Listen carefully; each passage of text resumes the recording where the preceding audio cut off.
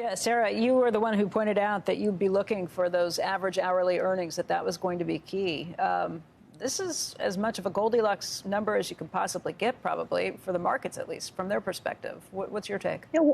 Yeah, 1 month isn't going to make a trend, but we're encouraged. Average hourly earnings, probably more growth on the services side. And also that labor force participation rate is key. We saw some of that pickup last month. We need to get supply back into the workforce. This is not a demand issue. It's a tight supply issue. The more that people come back into the workforce, I think this alleviates the pressure. If you look at the Fed, the one thing that we're all relying on is economic growth. A strong labor market, strong earnings can help us offset some of the issues that we're seeing in Russia, and now maybe perhaps some alleviation of inflation going forward. All of that is very positive.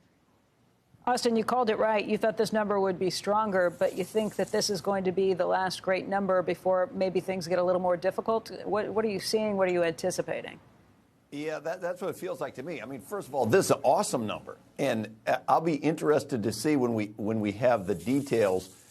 The jobs number that we never report is there's an implied jobs number from the household survey, too.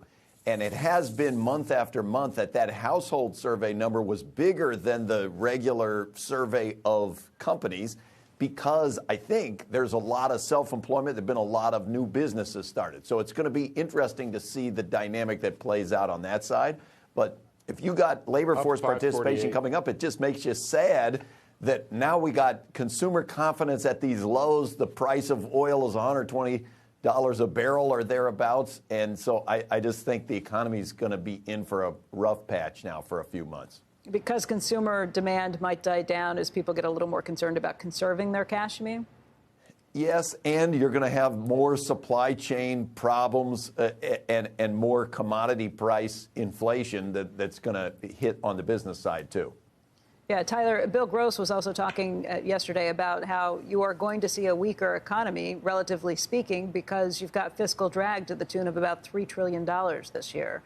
How do you manage that? How do you put that into any scenario and figure out what this year looks like? Right. So I think there is going to be some fiscal drag, although, as Austin noted, consumers are sitting on more than $2 trillion in accumulated surplus savings over the past 2 years. And I'm actually more concerned about the drag from the rising prices. And so real wages have been declining. They probably declined again last month. Some of that would have been due to compositional issues, as Steve mentioned. But it's going to be hard to sustain personal consumption expenditures at the level that we've been seeing, given the price pressures. Ned, I guess the really good news here is that we do seem to be coming very quickly out of the COVID economy, that people are going back to work. That's a great thing. I don't know how much impact what's happening in Ukraine with Russia right now would have on our jobs picture. Maybe that's not something that impacts us, but we are turning from one problem right to the next. What else would you be looking for in the numbers? I agree. I think that there is a risk with Ukraine that with the war that it extends beyond Ukraine. I think that the drag that could come from that uncertainty could really pull us down. I think the key word here is uncertainty. There's uncertainty about what's going to happen with inflation, how the markets are going to react to the Fed, how hard the Fed is going to go on the path of raising interest rates.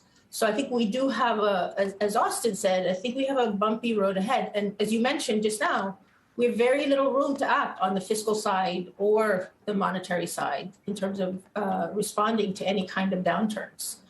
So we just have to hold on tight and see how things progress. Is that the uncertainty factor? We thought we had a little resolve this week when we heard from the chairman himself, Jay Powell, saying that it's going to be 25 basis points, not 50. So that tells us where the Fed has started. Do they have the room over the next 3 months to kind of go on plan, raise 25 basis points at the next 3 meetings, and then kind of reassess and see where things stand? I think they do. Often when clients ask me what hiking cycle should we compare this one to, I say probably not the last one and almost surely not the one before that. Look back to the 1990s where it started off and then it changed speeds and then it changed speeds again and then it paused. There's going to be a lot of, as Chair Powell likes to say, being nimble here. Yeah, Becky, when you ask Steve how much this matters for the Fed, I agree, not at all for March. But I think it's the subsequent rate hikes. And Chair Powell in testimony did say that if inflation doesn't moderate, rate, he's willing to contemplate bigger rate hikes. And I think therein lies the real challenge for markets. This is not going to be the very simple meeting by meeting, very predictable path. It's going to be very much game day calls by Chair Powell and the Fed.